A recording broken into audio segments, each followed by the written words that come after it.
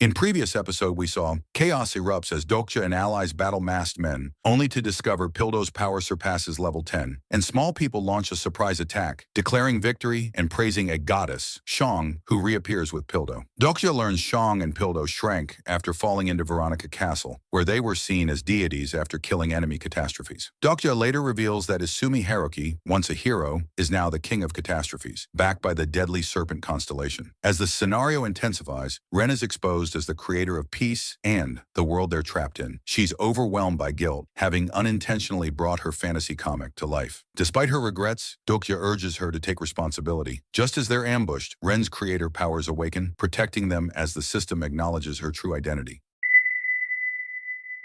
Asuka grabs Dokja's arm and starts running. Dokja asks, "What is wrong with these trees?" Ren tells Dokja to run this way. Suddenly, a voice comes from somewhere and asks, "Who goes there?" The Wind Squad catches up to them and suddenly gets struck by lightning and dies. The voice asks again, "Who goes there?" Dokja thinks that it is the lightning and thunder of the White Storm, a voice that sounds like a constellation, a true voice despite not being one, a power so strong that it can turn catastrophes into dust despite being a small person, the most powerful entity of TWSA, born on Peaceland, Kiryo's Rod Grain. Dokja thinks that most incarnations consider constellations to be the most powerful beings in the star stream, but there are other beings who are powerful enough to go against constellations. There are demon kings who refuse their chance to become constellations, and even dragons who rule at the top of the food chain as monsters. If there is a question that humans could ever reach a level where they could oppose a constellation, then the answer to that question is standing right before him. Dokja tells Kiryo that it is an honor to be in his presence. He says that it is interesting. They have sacrificed their own existence for the survival of another planet. He will let them live this time, seeing how brave they are. He tells Dokja to take his friend and get out of his sight. Ren faints after hearing his voice. Dokja thinks that roars are beings who were born with special talents and transcended their mortal existence thanks to the blessings of the star stream. Asking such brings Cairo, blessed with enough powers not to be drawn into the magnetic force the Dokabi scenario exerts on men. Dokja tells him that he must have a word with him, and Kiryo asks if he considers himself worthy of his time when he is the White Storm of Paradox. He glares at Dokja.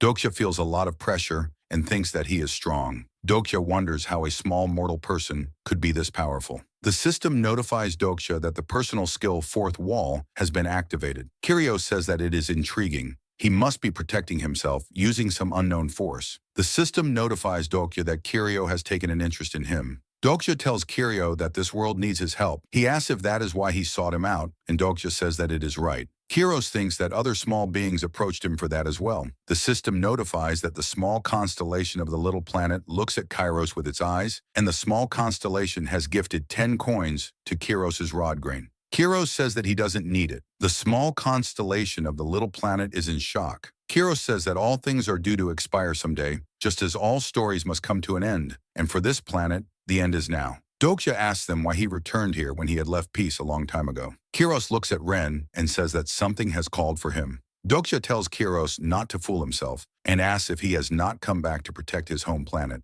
Kiros says that he doesn't have any fond memories of this place. Dokja says that it is because this is where he was born weak. Kiros is shocked to hear that. Dokja says that it is the mother planet that brought him into existence in that cursed body of his. Kiros tells Dokja to watch his words and not make him repeat himself. Dokja asks if he is scared of those constellations who toy with his world and of that conniving serpent. The ground starts breaking under Dokja, and he coughs blood. Kiros glares at Dokja and says that if he wishes to die, then he shall grant him that wish. Dokja tells him not to lie about the real reason he came here. He tells Kiros that he came here to watch this planet die, and he knows that Kiros is not able to use his full powers to their true potential because of plausibility clauses. Dokja tells him that he wouldn't even have to lift a finger because he will defeat the catastrophe of Peaceland, wipes blood from his mouth, and requests Kiros to take him in as his apprentice. Kiros is surprised to hear his request. There's red lightning around Kiros. Dokja thinks that it is the plausibility storm. It must be because he killed those 2 Wind Shadow Squadron members earlier. And since he wasn't summoned because of the scenario,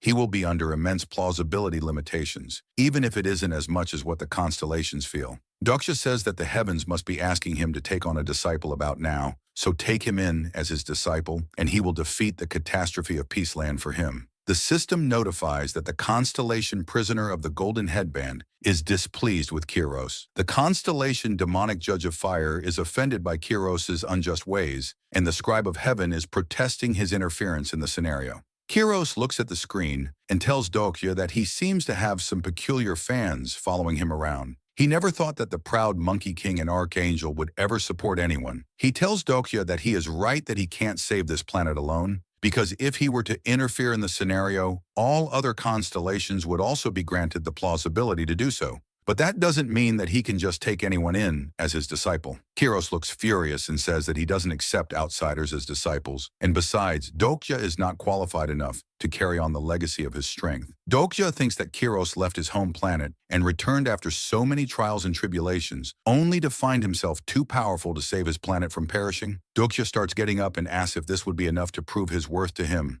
Dokja remembers that there is a hidden skill he purchased, and as soon as the second scenario is over, he picks up the stick from the ground and starts generating electricity. Kiros is shocked to see the white pure star energy. Dokja remembers that white pure star energy is Kiros's famous technique. Dokja takes a knee, holding the stick in his hand, and says, "Let me introduce myself. I am the outside J. Dokja, and I am pleased to meet the master of the White Storm School." After some time, Dokja reads information about Kiros. It says that Kiros was a Ruri from a Miram world, and despite being a small person, he managed to pursue martial arts through hard work and became the most powerful being in the world. He was sent to tales of his exploits that are just as numerous as they are legendary. One example would be how he took the lives of all the worshippers of the evil cult who were taller than him. The most legendary tale would be when he befriended the Breaking Sky Sword. Shong looks at Dokja and tells him that his cell phone has grown smaller with him. Dokja puts the cell phone in his pocket and says that it grew smaller because he had it stored in the infinite dimension space code. Shong says that he hogs anything that's good for himself. Shong says that she would have never imagined that the strongest man in the first Miram would be from a peaceful land.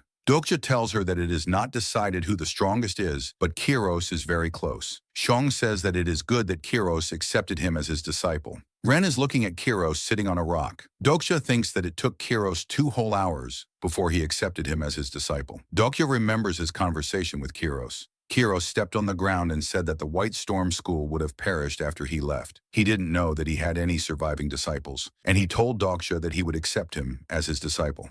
Dokja thinks that he had them waiting for 2 hours just to tell them that. Shong asks Dokja if it is his goal to return to Veronica's castle within 2 weeks, and if it would be enough time for him to master his secret technique. On the first day of the training, Kiros throws bands on the ground and tells Dokja to put these on. Dokja thinks that these are wrist and ankle bands made using Peaceland's special ore. Dokja thinks that today must be his lucky day and puts on the bands. The system notifies Dokja that metallic training bands restrict his body. Dokja's hands drop to the ground due to the weight of the bands. Kiros tells him that those are the lightest ones he has, and while wearing them, he should repeat this stab 1,000,000 times. Dokja thinks that it is just a basic stab. Kiros tells him that the most important thing in mastering martial arts of the clan of the White Storm School is that they seek to expand the smallest point since the universe stems from one extremely condensed and tempered point. Dokja thinks that he has no idea what that means. On the second day of the training, Kiros tells Dokja that those who were born big like him don't know what it truly means to be small. Dokja is practicing the basic stab and says that humans aren't that big themselves. Kiros says that he is right. From the perspective of the universe itself, all beings are smaller than a speck of dust, so it is wrong to call small people small. Even humans are but a speck of dust. Dokja thinks that it sounds like he is overcompensating for his small stature with this theory. Kiros tells him that the smaller he is, the closer he is to the true nature of the universe, and it makes it easier for one to understand the essence. Dokja asks what that had to do with this exercise. Kiros says, and that's why he doesn't normally associate with the likes of him. On the 4th day, Kiros is angry at Dokja and tells him to focus. He tells Dokja that if he was born weak, then he should make up for it by trying even harder. On the 5th day, Kiros yells at Dokja and tells him that it would have served him better if he had been born an insect, and even a cockroach would have done a better job learning than him. Dokja replies if there were such a cockroach, then he would like to have him as his master instead. After 2 weeks of training, Kiros looks at Dokja's training and says that it is puzzling how he even managed to master the white pure star energy. Dokja replies that he read a book of secrets and it just came to him. Kiros tells him to watch that mouth of his. With a weak body like his, he will end up as minced meat in the blink of an eye. Dokja tells him that he has a peculiar way of showing concern for his disciple. Kiros tells Dokja he is afraid that he might sully the name of the White Storm School. The system notifies Dokja that his understanding of the character Kiros has increased. Dokja says that many men have died on this little speck of dust so far. He asks if their lives are also nothing but a speck of dust in the perspective of the universe, and Kiros remains silent. After a while, Kiros tells Dokja that he has not accepted any disciples for a long time. Dokja says even if he did, he is sure that they would have all run away sooner or later. Kiros says that is true. Almost everyone who came to him was weak. Dokja remembers that everyone in the White Storm School died in the bloodbath of the first Miram, except for the most powerful small person in this world, Kiros. Kiros is standing on a rock, and he says that all big beings are weak, so it is only right that they should work even harder because the scenarios he will be up against later on will be incomparable to anything that he has faced before. Dokja tells him that people died even before scenarios began to appear, maybe over things that mattered even less than they do today. To tell him the truth, life was harder for him then because that world was even more absurd. It was like shackles that tied one down no matter how hard they tried to escape. So what he wants to tell him is that don't worry, he is not going to die. Kyo looks at Dokja and says that he is a strange one, and Dokja says that he gets that a lot. At night, Dokja tells Ren and Xiong to make a run for it. They are both surprised to hear that. Xiong gets up and asks Dokja if he has mastered it already. It looked like he was nowhere near learning it earlier. Dokja says that he managed to steal it and transform it into pure white star energy. The system notifies Dokja that Kiros has been added to the 5th bookmark. Meanwhile, at the Veronica Castle, a soldier shouts that they are coming. He tells everyone to retreat across the Doggy Bridge. A lot of monster catastrophes are coming to attack the castle. Pildo is angry to see that they have started killing small people, so he starts shooting at them and says that this land is his. Jahi puts her hand on PW's shoulder and tells him to save his mana. She asks if they think that they can just breeze through signals of the scenario.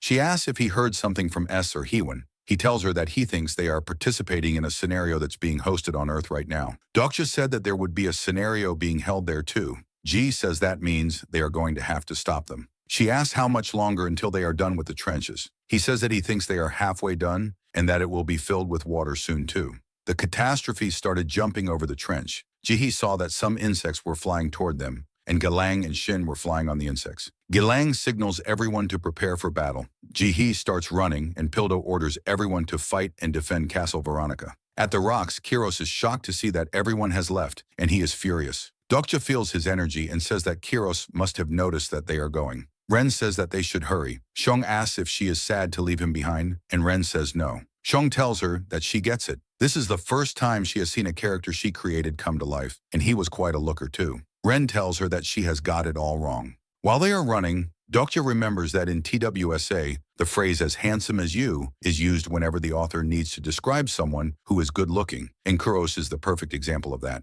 Suddenly, Ren starts feeling pain in her chest. Xiong asks if she is all right. Ren tells them that the sovereign of the 8 heads has started moving, and he's commanding all the catastrophes to gather at the absolute throne. But she can resist his command because she chose to become a small person. Xiong says that she will go and see what's going on in the front lines. Ren tells Dokja that she couldn't tell Kiros anything. She couldn't apologize to him for creating such a world, that she made him suffer through such a tragedy. Dokja tells her that she can't feel responsible for the lives that have already left her hands, and says that it is someone else's problem. Ren asks Dokja if he is also a writer, and Dokja says no, he is a reader. At the same time, Xiong returns and tells Dokja to hurry up. Dokja is surprised to see that the castle is under attack. Thanks for watching. Everyone, I hope you enjoyed it, and if you did, don't forget to like and subscribe to stay updated. And hey, drop a comment if you have thoughts or new ideas or just want to say hi. I'd love to hear from you. Until next time, take care and stay awesome.